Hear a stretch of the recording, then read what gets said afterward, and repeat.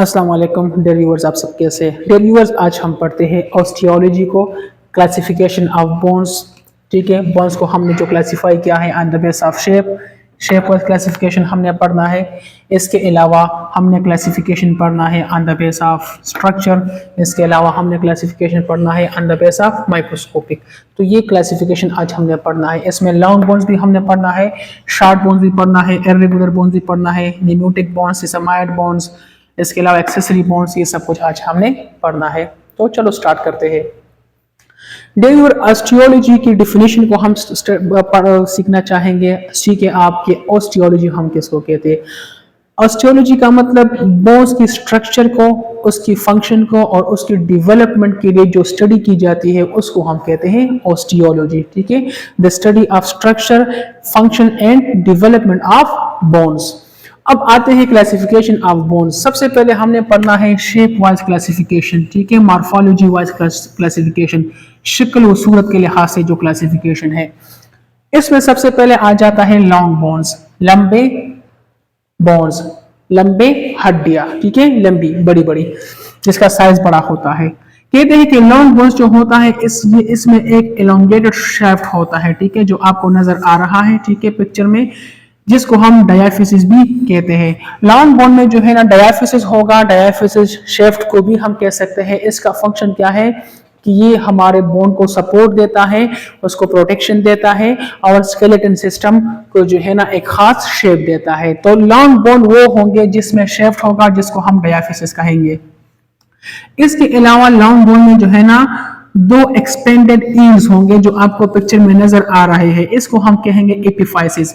Epiphysis जो है ना ये वो ईल्स होते हैं बोन्स के, जो मसल्स अटैचमेंट के लिए जरूरी होते हैं, लिगामेंट्स अटैचमेंट के लिए जरूरी होते हैं और जॉइंट्स बनाने के लिए भी जरूरी होते हैं। तो लॉन्ग बोन पे होगा क्या कि एक इलोंगेटेड शाफ्ट होगा, ठीक है, डायाफिसिस कहलाएगा, और एक दो जो है ना वो एक्सपेंडेड ईल्स होंगे, जिसको हम एपिफाइसिस कहेंगे। इसके अलावा शेफ्ट के अंदर होगा क्या, मेडुलरी कैविटी भी होगी। मेडुलरी कैविटी ये भी पिक्चर में आपको नजर आ रहा है। मेडुलरी कैविटी करता क्या है कि ये अंदर होता है, बोन्स के अंदर होता है, और ये न्यूट्रिशन देने के लिए जरूरी होता है।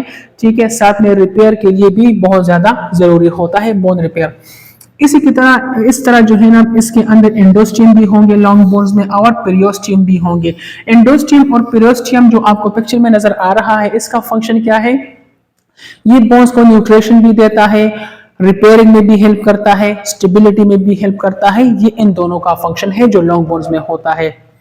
फिर जो है ना लॉन्ग बोन्स के 3 टाइप्स होते हैं, typical bones, miniature long bone and modified long bone.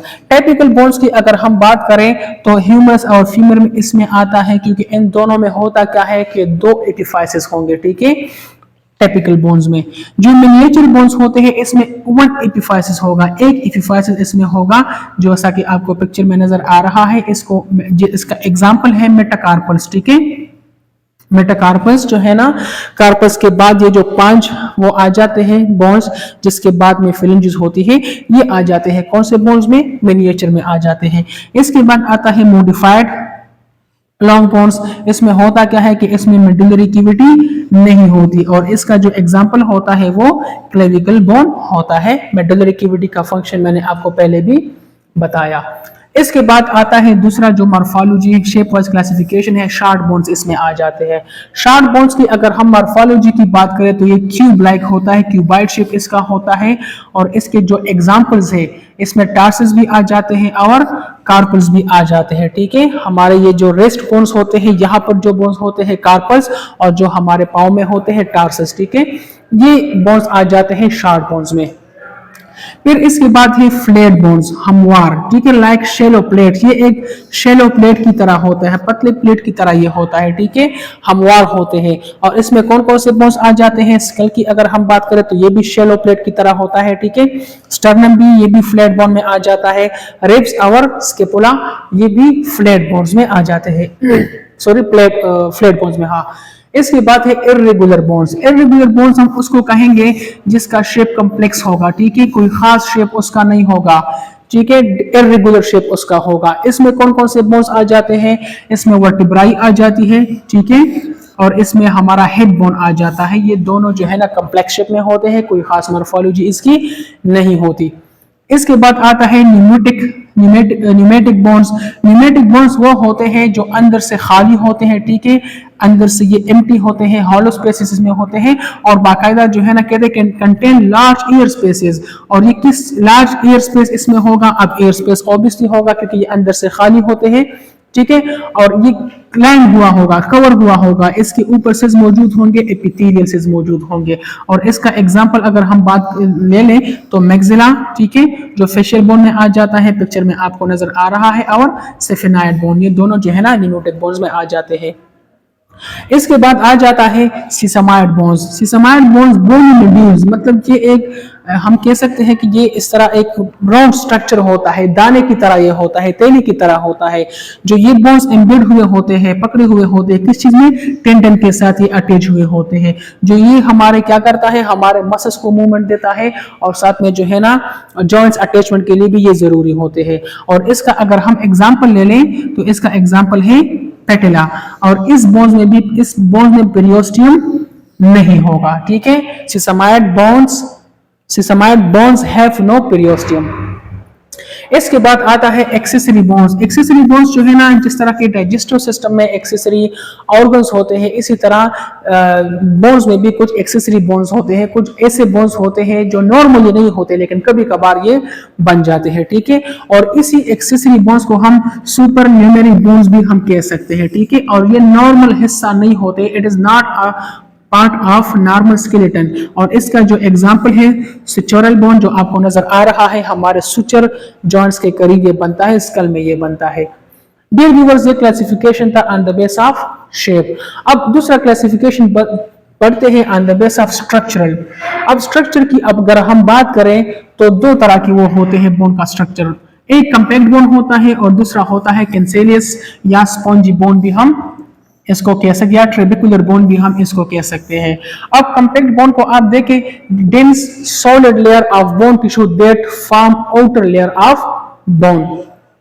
Compact bone जो है होता है ये सॉलिड होता है, सख्त होता है, ठोस होता है, और ये बोन का जो आउटर सरफेस होता है उसको ये बनाता है, ठीक है। अ टाइप ऑफ प्रोटेक्शन देता है, स्टेबिलिटी देता है, किस चीज को? स्पंजी बोन को। तो कंपैक्ट बोन वो बोन होता है जो बोन के आउटर सरफेस को बनाता है और ये एक टफ सॉलिड लेयर होता है, ठीक है। कॉर्टिकल बोन भी इसको हम कह सकते हैं। इसके बाद अगर हम बड़े कैंसेलियस या स्पॉन्जी बोन को, तो ये लाइट वेट होता है, ठीक है। और कंपैक्ट बोन की अगर हम बात करें तो ये 80% वेट जो है ना हमारे बॉडी का जो वेट होता है, या बोन्स की वेट की अगर हम बात करें तो 80% वेट वो कंपैक्ट बोन से बनता है। कैंसेलियस बोन जो है ना ये लाइट वेट इसका होता है, पोरस, इसके अंदर मतलब सुराख की तरह, ठीक है, इसके अंदर छोटे छोटे सुराख होते हैं, बाकायदा इसके अंदर लेयर्स हमें नजर आते हैं और ये स्पंज की तरह हमें नजर आते हैं। स्पंज की तरह इसकी अपीयरेंस होती है स्पंजी बोन की। और इसी का फंक्शन क्या है? इसी के अंदर जो है ना इसके बोन मैरो भी होती है, ये ब्लड फॉर्मेशन के लिए भी जरूरी होते हैं, न्यूट्रिशन सप्लाई के लिए भी ये जरूरी होते हैं कैंसेलियस बोन। तो स्ट्रक्चर वाइज दो क्लासिफिकेशन, कंपैक्ट जो सॉलिड लेयर होता है आउटर सरफेस पे होता है, और कैंसेलियस स्पॉन्जी जो ये अंदर होता है, कंपैक्ट बोन के अंदर होता है और यहां से न्यूट्रिशन वगैरह मिलती है।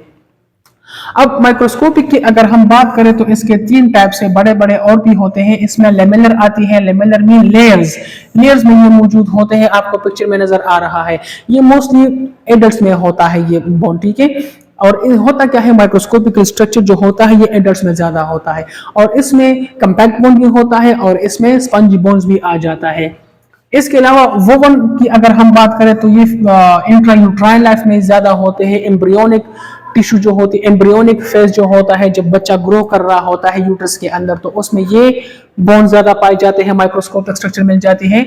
और फाइबर जो है ना, फाइबर प्रोटीन बहुत ज्यादा इसमें होते हैं, ठीक है। बोन में कोलेजन प्रोटीन ज्यादा होते हैं, और फाइबर्स जो है ना ये फीटस में होते हैं, जो बच्चे होते हैं जो पैदा हो जाते हैं उसमें ये ज्यादा होते हैं, बाद में जो है ना उसकी बोन्स वो मैच्योर हो जाती है।